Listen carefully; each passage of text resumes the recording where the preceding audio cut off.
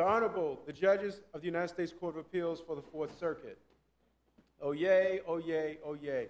All persons having a manner form of business before the Honorable United States Court of Appeals for the Fourth Circuit, I admonish you to draw nigh and give their attention, for the court is now sitting. God save the United States and this honorable court. Be seated. We're pleased to have all of you all here this morning, and we look forward to these four interesting cases. The first one is Valentine versus the Sugar Rock Incorporated. Mr. Huggins, pleased to hear from you, sir.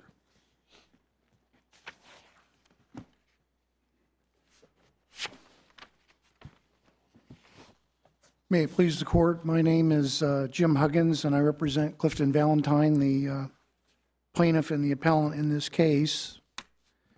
And let me first of all note that it is an honor and privilege to argue today before the Fourth Circuit Court of Appeals. I will start by saying that Mr. Valentine is approximately 83 years old, and he made some investments in 6 wells and 4 partnerships in the late 50s, 58, 59, 60, with a gentleman named Frank Deem, F.A. Deem. They drilled the 6 wells. The 6 wells produced. Frank Deem, I think, died in the 70s. His son, William Deem, got the interest, or some of the interest of the father. He carried on as operator from, I think, the mid-70s till April of 1999, whereupon Mr. William Deem sold his interest to Sugar Rock Incorporated. For that period from 1958 through 1999, which is about 40 years, Mr. Valentine received accountings, received distributions, net of expenses, and received ancillary information. He received that after Frank Deem died, when William Deem took over, and he's received that up until April of 1999. When Sugar Rock came in, he received nothing. He didn't receive accountings. He did receive some letters informing him of the transfer, but he didn't receive any accountings, and he didn't receive any distributions. Mr. Valentine testified that he probably received about $100,000 from his investment during that 40-year period. He's received. How much did he invest to begin with? Pardon? How much did he put into it at the beginning? Again, based on Mr. Valentine's testimony, I think he testified about $350 per 32nd. So it varied. Some wells he had a 5 32nd interest. Some wells he had a 1 32nd interest. Some wells he had a 2 32nd interest. It varied with the well. So his investment was not uniform across all the wells and all the partnerships. But you say you got $100,000 out of it. I thought maybe you'd give us a number of how much you put in it. You can't do that. Well, I mean, I can probably do the math. Not that it makes any difference. You go ahead. $350 times however many 30 seconds he had. Would you agree that insofar as this case is concerned, that standard partnership law is different from mining partnership law in the eyes of the law? In some respects. And so all that stuff about the K-1s and various things he got, that just goes to intent about a partnership. It doesn't convert it into a mining partnership, does it? I would go through the analysis a little bit differently. I would say that under the Lance v. Tumlin case, which we have cited and relied on extensively, the West Virginia Supreme Court of Appeals says you have to determine whether there's a partnership. The fact that it's a mining partnership just means, in my opinion, that the investment is in a oil and gas venture or a coal mine or whatever. Doesn't it go further than that? Isn't it a co-tenancy issue? You're in fact co-tenants undertaking to operate the lease or property? Isn't that the distinction between the partnership, general partnership, and a mining partnership? I think the distinction is if you're a tenant in common, there's a different protocol of rules than if you're a mining partnership, than if you're a net profits interest. So I would say, can you have a mining partnership without having a piece of paper assigning you an interest in the well? And my answer is yes, because the definition of a partnership, more than anything else, is two or more people who are in co-ownership in business to make a profit. And I think, Your Honor, when we talk about the distinction between an ordinary partnership and a mining partnership, the principle, and I'm not real good on my Latin here, but the principle was delectus personarum, or personarum, and that is, if a partner died under the old common law, it dissolved the partnership. And in a mining partnership, if the partner dies, it doesn't dissolve the mining partnership. It continues. A partner in a mining partnership can transfer his interest, and it will have no effect on the mining partnership. So I think that's the primary focus in the difference between an ordinary partnership and a mining partnership. So What did your man have here? What's that? What did your man have, Mr. Valentine? He does not have in his possession a written document which assigned a working interest in the well. And I want to get back to Judge Floyd's one more comment. The reason that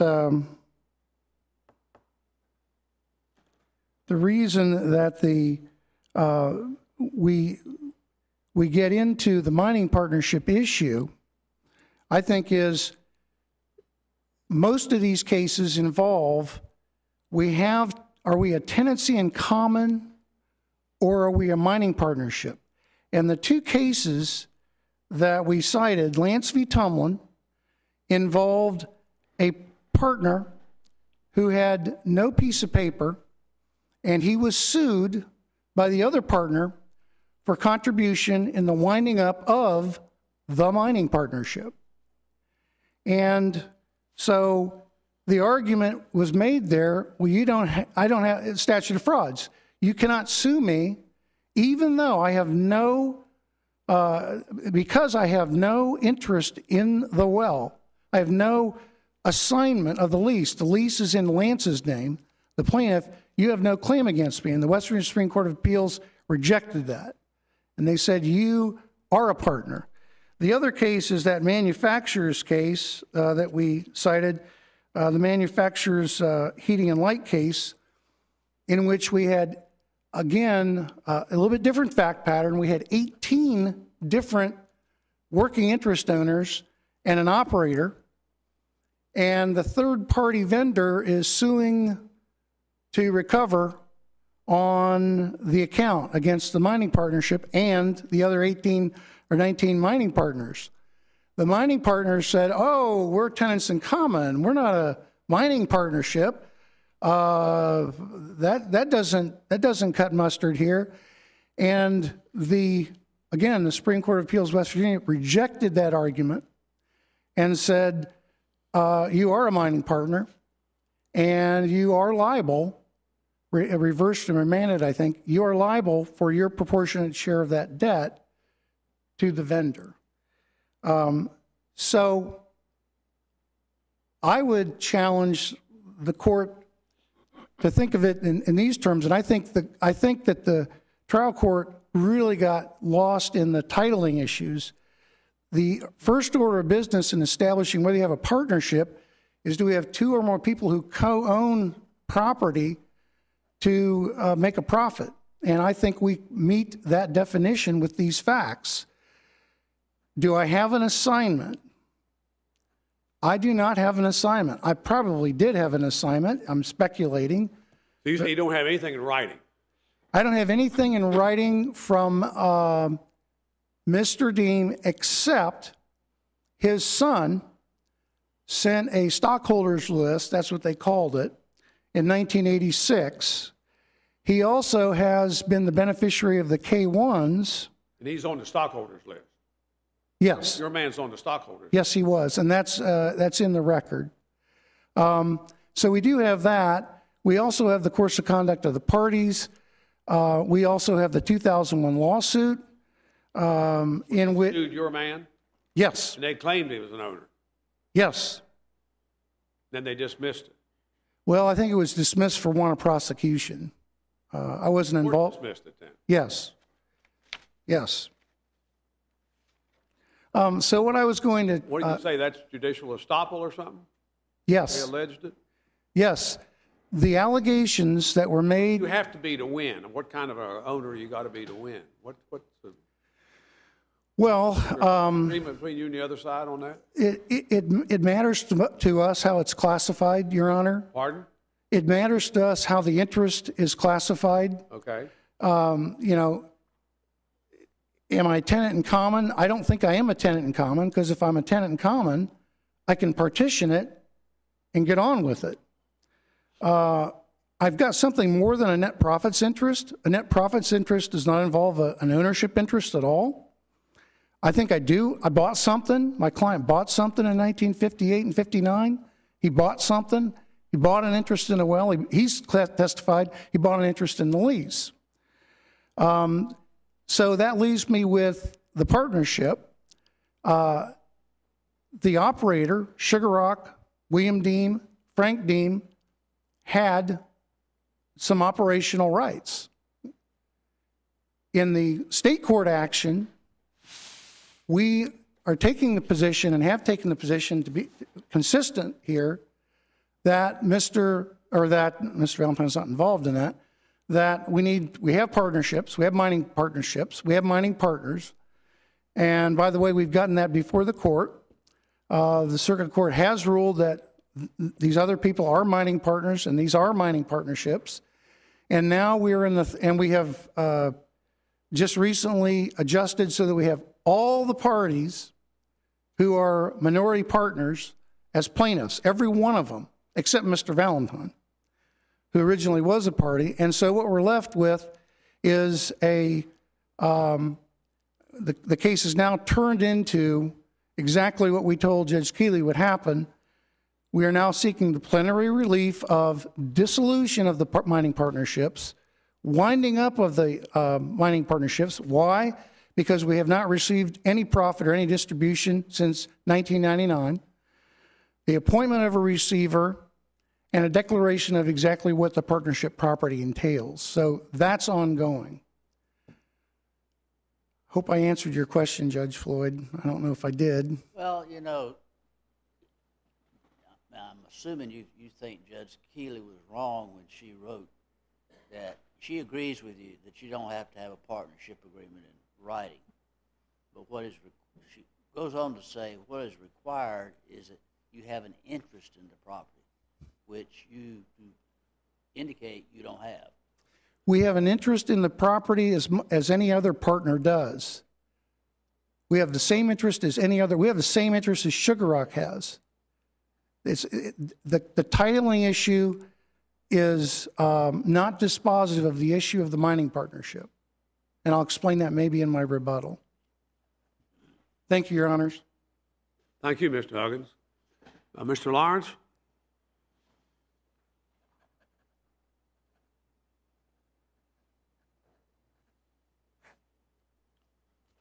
Good morning. May it please the court. I'm Henry Lawrence. I represent the defendants in this matter, Sugar Rock, Inc., Gerald Hall, and his wife, Teresa Hall.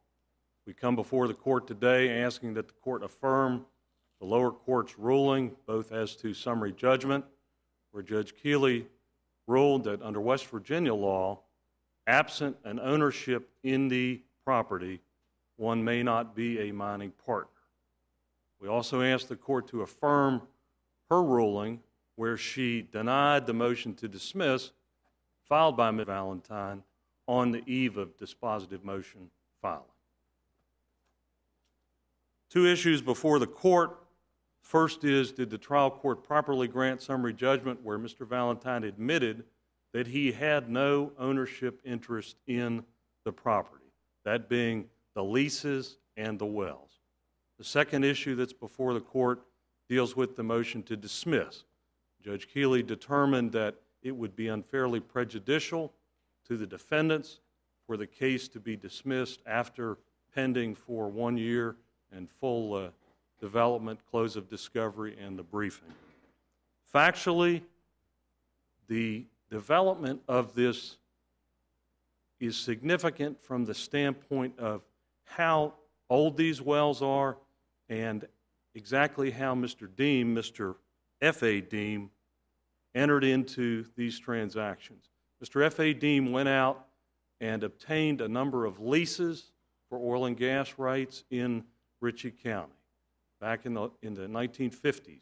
He then went out to raise money for drilling those wells, and the cost of the wells at that time, 30-second interest between $300 and $350, $10,000 a well. Mr. Valentine had various interests in the wells. He testified that his father actually had been the source of the money and the funding for the wells, that he received those. He testified that he received a $100,000 return was his estimate, quite a significant return. Following the death of F.A. Deem, his son Bill Deem, W.A. Deem, took over operations. That was approximately 1974. In 1986, he sent out a letter, his accountant sent out a letter saying, "This is what my father's records show. Please confirm that you are a shareholder and these are the amounts that you own." Mr. W.A. Deem, Mr. Bill Deem, did very little work on the wells. In 1999, Mr. Hall, who is native to that area, approached Mr. W.A. Deem about buying the wells. He bought the wells, bought the leases, bought all of the interest that W.A. Deem had. The wells were 40 years old by that time. They were not in very good operating shape. Mr. W.A. Deem had not spent much money in maintaining the pipeline. What year was that? That was 1999, Your Honor. 1999. That's when Sugar Rock got into it. That's correct. And up until then, Valentine had gotten money. that's correct, Your Honor. He Distributions or testified whatever to they're that. called. Pardon? He testified to that. He produced no records to substantiate that. Mr. W.A. Deem did not transfer records to, he indicated that his records had been destroyed. He did not transfer records to Sugar Rock. But Mr. Valentine testified that he had received money through 1999. When Mr. Hall took over operations, he asked Mr. Deem to send out a letter advising those shareholders that operations were being changed. When Mr. Hall came in, he sent out letters in 1999 and in 2000 advising the shareholders that there would be significant work needed on the wells. He said he outlined the expenses that he would incur in operating, outlined the work that would be needed both on the pipelines, the gathering lines, on the wells themselves, and entered into new gas purchase contracts to obtain a better price for the gas. What, if any, effect would, that after Sugar Rock took over, you were operating at a net loss, and Mr. Valentine was asked to pay some of these losses, and he didn't.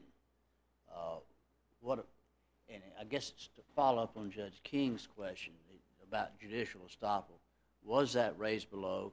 And if not, how does that failure to pay the expenses affect this case? Your Honor, the judicial estoppel argument was not raised below. With respect to the lawsuit that was filed in 2001 by Sugar Rock to recover on unpaid expenses, Mr. Valentine defended that case and said, at that point, he said, I am a shareholder in the wells. I'm entitled to profits from the wells, but I'm not obligated to pay any of the expenses in the well. We submit that argument is directly contrary to his argument as a partner in a mining partnership. The case law that was developed in West Virginia. And he's judicially stopped. Well, neither side argued that. The case Well, I was know, but that, whether he argued or not, I don't think the difference.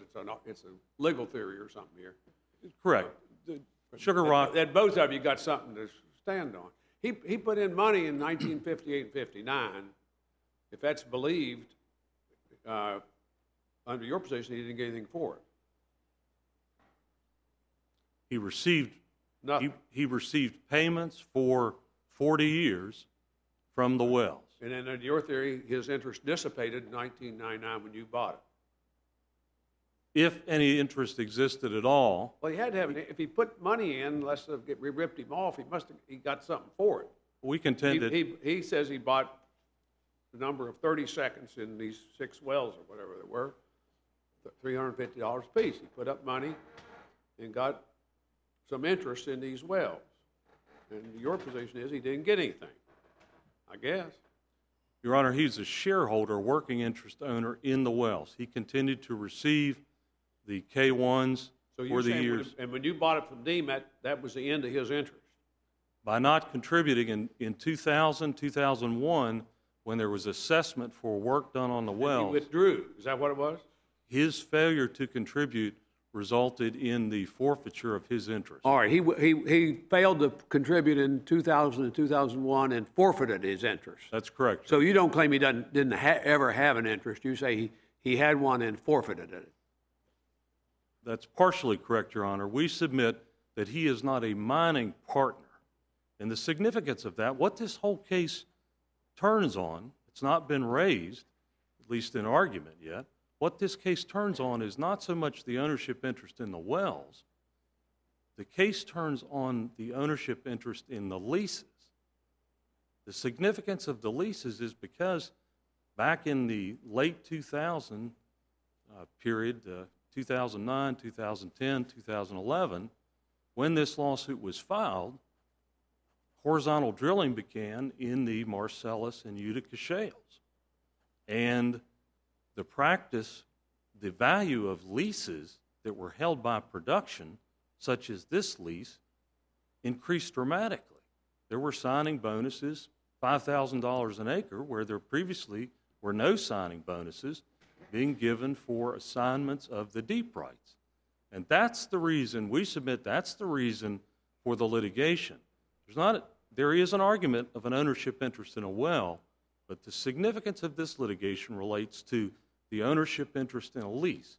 And as Judge Keeley correctly noted, one of the significant features, if not the main feature of a mining partnership, is co-tenancy. All of the mining partners have to own an underlying interest in the lease and in the wells. Mr. Valentine recognizes that he does not, but he argues that should not make any difference. What does he own? Now, going back to Judge King's question, which in my mind you never answered. What was divided into 32 parts that he purchased? What was divided into 32 parts that he purchased? He was a shareholder in the well. No, I didn't ask you that. I'm asking you, what was divided? What was the thing that was divided into 32 parts that he purchased those parts in?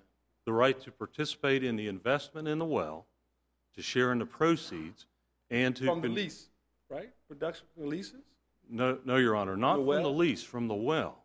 And what you have, subsequent to Mr. W.A. Deem taking over for his father, he farmed out locations on those leases. So he purchased profit, a share of profit that didn't exist at that time? That's correct, Your Honor. He purchased a share in a well. That was in the 1950s. That's different now. Now you're switching it. You said he only purchased a right to have 32 parts of profits from the well, or did he purchase something that was more tangible? No, Your Honor, it was a right to share in the profits of the well. So if there are no profits, he purchased nothing. That's correct. If Which it's at a the dry time hole, at the time of the purchase, there was nothing. if it had been a dry hole, then that's part of the risk. Of course, there were tax advantages, tax incentives that He'd protected. gotten some write-offs or something, wouldn't he? That's correct, Your Honor, and Well, that's- as he received yearly Well, that's, losses, so he did buy something, because if you don't get any profits, you get a write-off on your taxes or something. he was a It's shareholder. something of value. He was a shareholder in a well. And Judge Keeley raised that question during... There's no records in the clerk's office up there in Ritchie County of any of this stuff? No, Your Honor. Both sides looked, both sides agreed that there's no assignment to Clifton Valentine. The leases were never filed of record? The leases were filed. Those leases were obtained by Mr. F.A. Dean. Those leases are in his name. The Dean leases were there, but Dean then sold interest off to these people. There's nothing that shows that except this 1986 thing? That's correct, Your Honor. That was not recorded. That was simply a letter saying... That's the letter, but that exists. Clearly it does. Both sides agree that 1986 thing exists, and that he received monies for 41 years. That's correct. And Mr. Hall has continued to send... I mean, for summary judgment, we got to give him the facts, right? That's correct. He gets the benefit of the facts in his favor. That's correct, For you Your to Honor. prevail, yeah. And Judge Keeley invited, we started the pretrial conference on a Friday. We adjourned, came back on a Monday morning for part 2 of the pretrial conference. She invited the plaintiff to come back, and she said, you may own something, but you are not a mining partner. You do not have an ownership interest in the leases. You've received K-1s, you've received distributions for these 6 wells. The question is whether that's a factual question that a jury has to decide rather than Judge Keeley. Is that right? We submitted as not, Your Honor. It's No, a I know matter- you do. I know you submit it's not, and he submits that it is, but that's the question we have, is whether that was a factual question that a jury needed to decide, or whether that was a legal question that Judge Keeley was entitled to decide. That's correct, Your Honor. We Okay. submitted was a legal Right, question. and you say it's a legal question. He says it's a factual question. That's what this thing kind of boils down to, on whether there's a factual question that precludes an award of summary judgment. Is that right or wrong? We submit that the facts as presented, Well, you submit not. there are no factual questions. that's correct. It's a matter of law. And Giving him the facts in the light most favorable to Mr. Valentine, he loses. And he admits that he had no ownership interest. He has no document establishing an ownership. He had no documents, but I thought that Judge Keeley said that you could prove it even without the documents. But what he argued was that because he was a partner in a partnership, those assets were in the partnership, and he had title through the partnership assets. And the law does not support that argument. The mining partnership law was first developed out in the Southwest in the coal mining in the late 1800s. There are several U.S. Supreme Court cases that recognize that a mining partnership can exist where co-tenants, that's co-owners of leases or properties, mine the property together. When the first West Virginia case law on that was back in 1899, the Childers case. What about this case that Judge Sweeney came up, that opinion Judge Sweeney came up with seemed to go the other way? He did, Your Honor. Keeley. Judge Sweeney over in Ritchie County recently wrote an opinion that seems to run counter to your proposition.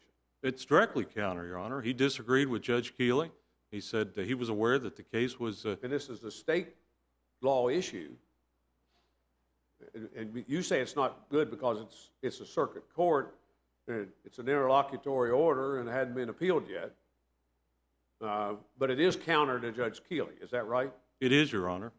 There are different facts. He's the law, and Judge Sweeney's the lawyer. He's the judge over there in Ritchie County. It's correct, Your Honor. We've not waived our appeal rights on Oh, that. I understand. You've got a right to get that reviewed. I mean, they used to call them down there in the other southern counties that whoever the judge was the law in that county. That's what I remember going down there at Mingo. That's what they used to say. But anyway, Judge Sweeney's the judge up there in Ritchie, and he ruled differently than Judge Keeley. He did, Your Honor. The day the motion to dismiss was filed, the day before the motions for summary judgment were submitted, the plaintiffs filed their suit in state court. They had originally filed in federal court. After a year of litigating, they filed in the state court. They argued as a basis for their motion to dismiss that they could not get complete relief in front of Judge Keeley. There were issues as to diversity. They ended up joining additional plaintiffs in the state court action. Judge Keeley ruled that complete relief could be accorded in federal court, that the plaintiff, she believed, based upon her comments at an earlier hearing, was fearful that she would grant summary judgment. And he wanted to get out of there. He did, and they did. And he moved to transfer it back. And so far it's worked, but we will continue to fight that and fight the dissolution. But these are state law issues. It wouldn't be better to have the Supreme Court of Appeals of West Virginia decide it than some federal court down in Richmond. We submit that the law can be interpreted by either. Oh, well, we can, either and we court. decide a lot of state law issues, but we try to decide them consistent with the state, what the state Supreme Court, High Court would do or has done. And Because we shouldn't be venturing out and getting inconsistent with them. We can't. We have to apply the state law. We certainly have recent guidance from the West Virginia Supreme Court in the Arbaugh If you case. appeal this case from Judge Sweeney, you might get it all straightened out. We'd all know exactly what it is, right? If they upheld Judge Sweeney and we upheld Judge Keeley, then you'd have the Fourth Circuit at odds with the Supreme Court of Appeals of West Virginia. Is that right or wrong? The potential exists for that, Your Honor, yes. Well, in terms of, I mean, Blackmore is still good law, isn't it? All of those cases are good law, Your Honor. In Arbaugh, the West Virginia Supreme Court most recently addressed this issue of a shareholder in a well and said a shareholder is only a shareholder, does not have an interest in a lease, is not a partner in a mining partnership. That argument was not even advanced by the plaintiffs in that case. And the law of mining partnership started out originally in West Virginia where you had the managing partner who had expended money to equip wells. These were primarily oil wells. That managing partner sought to recover from the minority partners, the other partners who had not advanced the money. And those partners said, well, this is a co-tenancy or a partnership. Absent our express agreement, we cannot be held liable for this. The Supreme Court said, no, where you have co-tenants under mining partnership law, they are responsible. Then the case law took a shift. Some of those minority working or interest owners or mining partners then went back and said to the operating partner, you have other assets that we are entitled to, and it was used by those other claiming to be mining partners to try to obtain assets. And the court said no. Those are assets obtained separately by that partner. They are not part of the mining partnership. You are not mining partners. And the more recent cases have addressed that issue, that the difference where there is no co-tenancy. And Judge Keeley said, the issue before me is whether you are a mining partner. There are no other issues before me. That's the issue that I decide. It's clear under West Virginia law where you lack an ownership interest in the property. But Judge Sweeney took a different view. Well, in that case, Your Honor, one of the distinguishing features was several of those parties, most of those parties had written assignments that he looked at. And he said, based upon these written assignments, Judge Keeley's decision does not apply. Now, not all of them did, but the other parties argued that there was enough there to get past the motion for judgment on the pleading. Wait, are you in that case? Yes, Your Honor. When would you take an appeal? When will you go to the Supreme Court on that? Not sure, Your Honor. It's interlocutory. Well, as for now, you say it's an interlocutory order, but when is it going to be in the posture to go to Charleston? Case has been pending for over 2 years now. It may be there. Can't get an interlocutory appeal out of it? We've not sought one.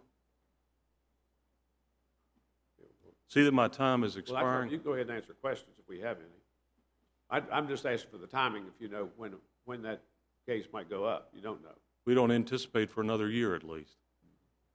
You know, Harry, I'm sorry?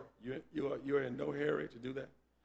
We want to have the case fully developed before we go to Charleston with that issue. There are other issues with respect to dissolution that remain pending before the court, and we are waiting until we get a ruling on that. Then we'll seek an interlocutory appeal from you. Well, we could certify this one to the Supreme Court of West Virginia, Supreme Court of Appeals, and you could take your appeal, and they could, if they wanted to, consolidate both of them and decide the legal issue. They would control both of them, and then we'd have the decision made by the best court to decide it. That is a procedural option, Your Honor, yes. I'm just thinking out loud. I hadn't thought of that till right now, but nobody's proposed that. But we got to be cautious in getting into these state law issues and mucking things up. We don't want to do that if we keep from it. But Your Honor, any help you all can give us, be helpful. We'd appreciate it. Mr. Orange, we really appreciate your work here. You're a fine lawyer. And thank you. Appreciate it. Thank you. Mr. Huggins? Your Honors, I will try to be very quick in my response. First of all, Judge King, I think you're exactly on point. Where am I on point? You're exactly on point in terms of inconsistent rulings between the federal court and the state court. We did suggest in our reply a certification to the West Virginia Supreme Court of Appeals, if that'll advance the ball. Did you ask Judge Keeley to do that or anything? No, we didn't. You could have asked it there. Yeah, we could have. Let me also explain, there are a couple inaccuracies in Mr. Lawrence's disposition. First of all, we could not have done what we ended up doing in the West Virginia Circuit Court. We have West Virginia plaintiffs against West Virginia defendants, and we would not have diversity. Also, in terms of the relief, we have asked the West Virginia Circuit Court to declare the partnerships dissolved at this juncture, what is open. Are you in that same case? Yes, Your Honor, our firm is. So you both are in that case? Yes, Your Honor.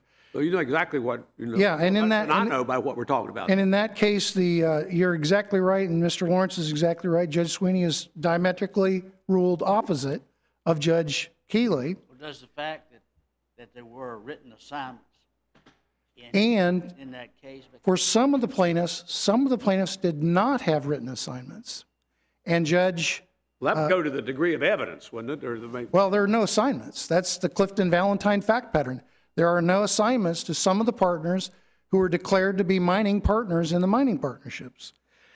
In response to your question, Judge Gregory, if you look at the assignments that were recorded from Mr. Dean back in the 50s, it was a 1/32 working interest in the well and the lease and the partnership.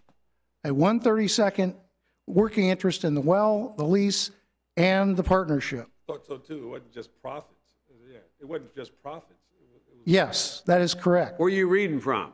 Where's I'm that? reading from the... You don't have any documents that say that. You're saying that. No, I do have the documents. We put before Judge Keeley assignments to other partners in the mining partnership. So there are documents in the record that say that. I don't have one. And so, you know, we've gone... Extrapolating. You were extrapolating right. That if they got this, very likely your client got the same thing. Right. And in answer to Judge Floyd's question, the ownership interest, if I would posit no one has a direct interest in the working interest of the well because of the existence of the mining partnership.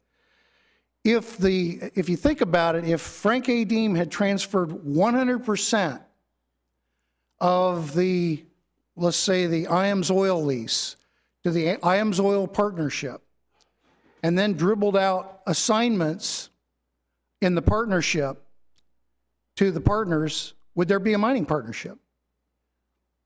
In my world, there would be a mining partnership because the title issue doesn't drive the partnership issue. So I would posit that Mr. Valentine is the same as those people that have those pieces of paper that did get recorded back in the late 50s or 60s. But I would also say that not even Sugar Rock has a naked working interest in the well. He is a mining partner. And therefore, he's subject to the same obligations of a mining partnership that he owes us certain duties, we owe him certain duties. In terms of the judicial estoppel argument, I don't know anything about the answer in that lawsuit. I don't think that's in the record. I don't know where it is. I thought I heard Mr. Lawrence say that we had a working interest and that we are an owner of a working interest, to answer to your question, but not a partner. So I think that would conclude the issue on the title issue. Well, let me ask you this. I mean, I really don't like to ask off-the-wall questions, but isn't this a result of the advancements in horizontal drilling? And so whoever holds the lease is the one that can really benefit. So that's what we're fighting over. And that's my final point. The issue of what the partnership owns was never before the trial court. Never. The issue about what the partnership owns is now before the circuit court. It is the subject of a summary judgment motion. Because if we're going to wind up these partnerships, the determination of the property rights of the partnership matters. And that's the place to do it. That's the place to dissolve the mining partnerships, because the court has jurisdiction over all the parties, all the mining partners, all the mining partnerships. It can grant plenary relief. It can declare who's a partner, who's not a partner. It can dissolve the mining partnership. The circuit court, you're talking about the circuit court in Ritchie County. Yes, sir. Not this circuit court. Yes. This is the circuit court. I'm talking about the state trial court. I understand. In case number 11C61 in the Ritchie County Circuit Court. And that issue is before Judge Sweeney. He's already declared their mining partnerships. He's already declared everyone who is a mining partner. He has been very picky and finicky about making sure we have all the parties there. We have them all there except Mr. Valentine. We have asked him to declare a dissolution of the mining partnership, a winding up of the mining partnership, a appointment of a receiver for the purpose of winding up, and a declaration of exactly what the partnership owns. And finally, the forfeiture argument, some of these arguments I've heard before. The forfeiture argument, if you're going to forfeit it, that's another issue. It's just like dissolution. You have to have something to dissolve in the first place. So I think that you forfeited because you didn't ante up. Right. But that doesn't mean there wasn't a mining partnership, and that's another issue. That's not what the court decided. The court didn't decide you've lost your interest because you didn't pay. The court just said, you're not a mining partner in a mining partnership, get out of here. And that ultimately is the case. Any other questions, Your Honors? I thank you very much for your time and attention. Thank you, Mr. Huggins. We appreciate it. We'll come down and greet counsel and go on to the next case.